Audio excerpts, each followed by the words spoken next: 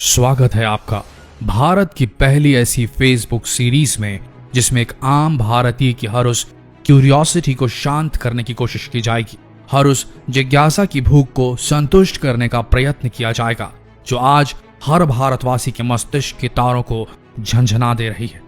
हर उस रहस्य से पर्दा उठाएगी ये अपनी तरह की पहली फेसबुक सीरीज जिसका नाम है विलक्षण भारत। तो बने रहिए इस सीरीज के साथ इस पेज पर और YouTube पर आपको सर्च करने हैं सिर्फ 2 शब्द, विलक्षण भारत। एपिसोड 1, अध्याय 1, हैकिंग वर्सेस सोसाइटी। मर्द या औरत, इंसान अपने अंदर क्या कुछ समेटे हुए है ये कभी बाहर नहीं दिखाता क्योंकि उसे दुनिया के सामने परफेक्ट दिखना होता है। इंसान कभी नहीं दिखाना चाहता किसी को भी कि वो कब दर्द से भरा हुआ है, कब तिरस्कृत महसूस कर रहा है, कब झूठ बोल रहा है। इंसान अपने बिहेवियर, अपनी बाहरी खोल से, अपने वर्बल नॉन वर्बल संकेतों से हर संभव कोशिश करता है अपने अंदर क्या चल रहा है इसे छुपाने के लिए। जिंदगी में असल में क्या चल रहा है ये बचा कर चलता है, एक शील्ड, एक ढाल बनाकर चलता है। और इसी बिहेवियरल शील्ड, अपने बाहरी व्यवहार की ढाल की मदद से वो बहुत कुछ छुपा भी लेता है। और जो कुछ भी इंसान छुपाता है, आप और हम छिपाते हैं इस दुनिया से, उसी को कहा जाता है प्राइवेसी।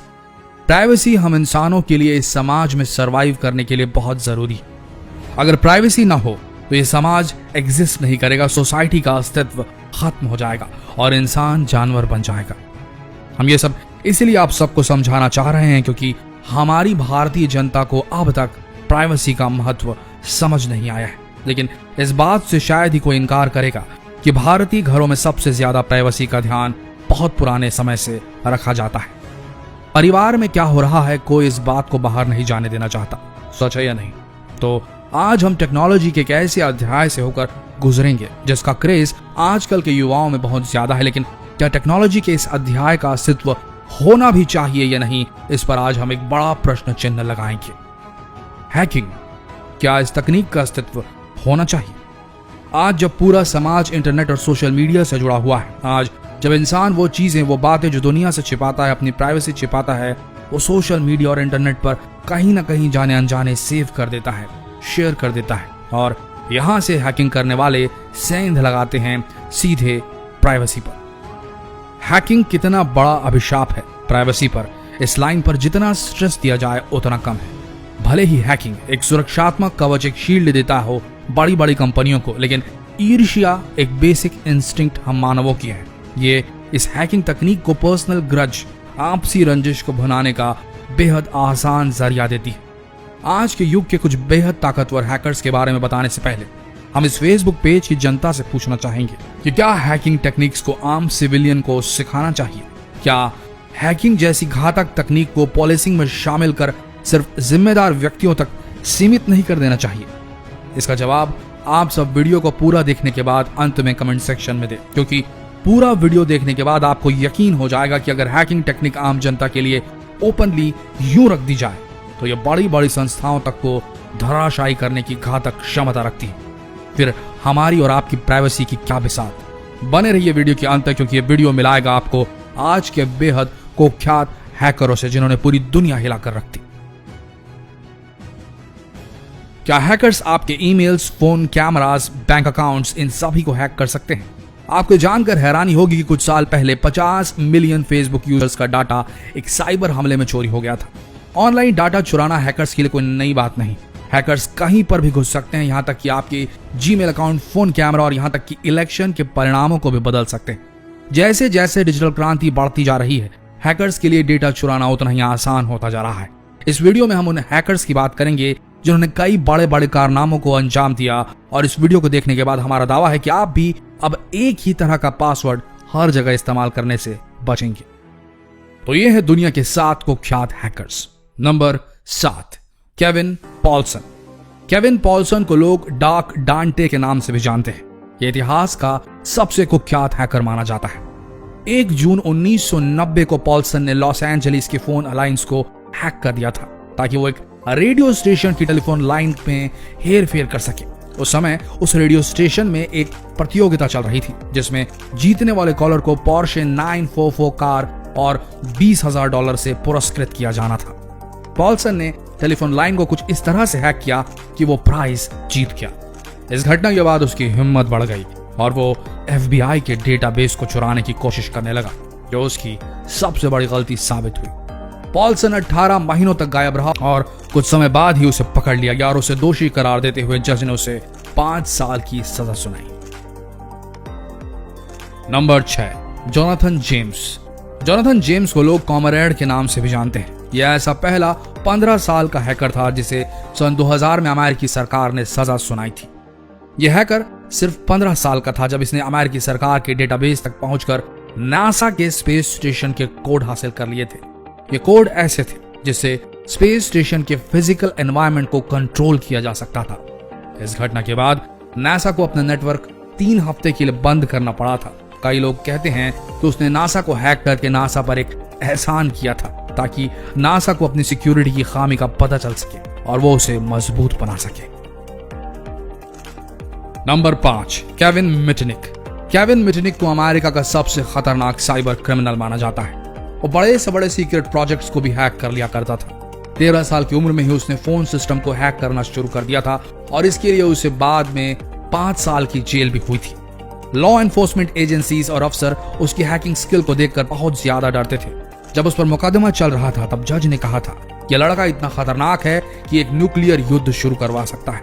उसने कई बड़ी कंपनियों को हैक कर लिया था जैसे कि नोकिया, IBM, मोटोरोला।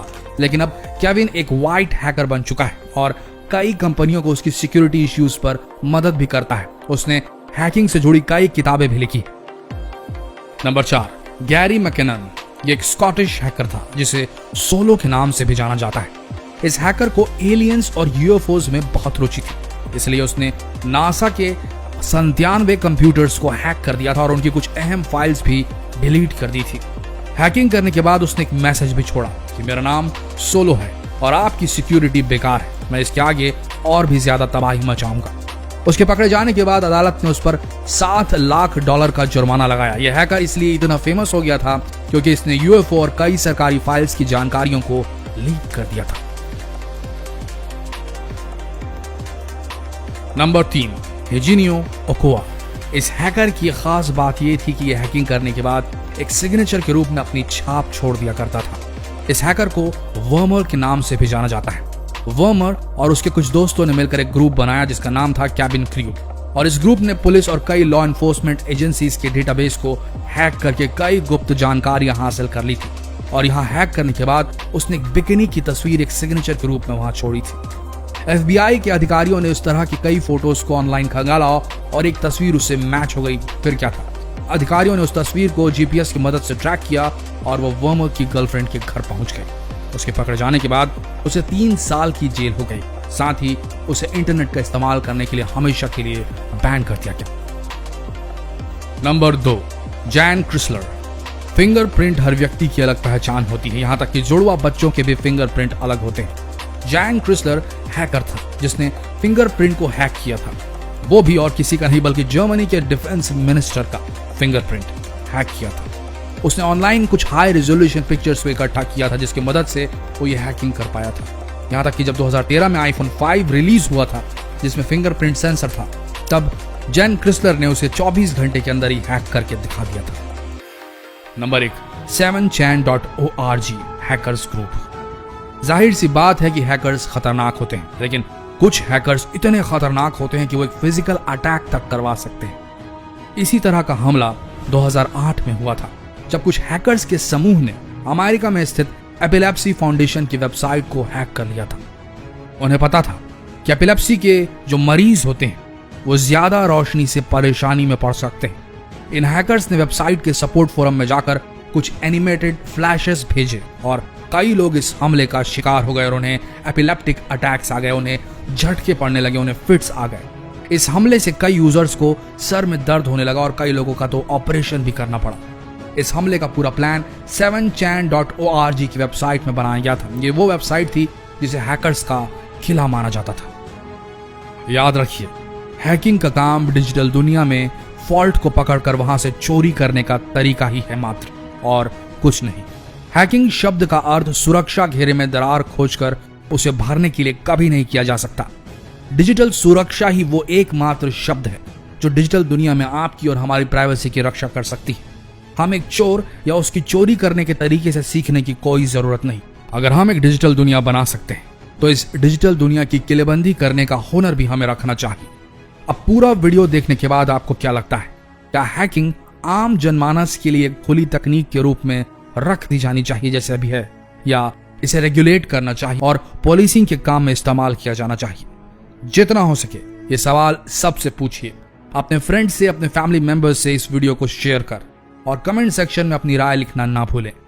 मिलते हैं विलक्षण भारत के अगले एपिसोड में। तब तक के लिए धन्यवाद।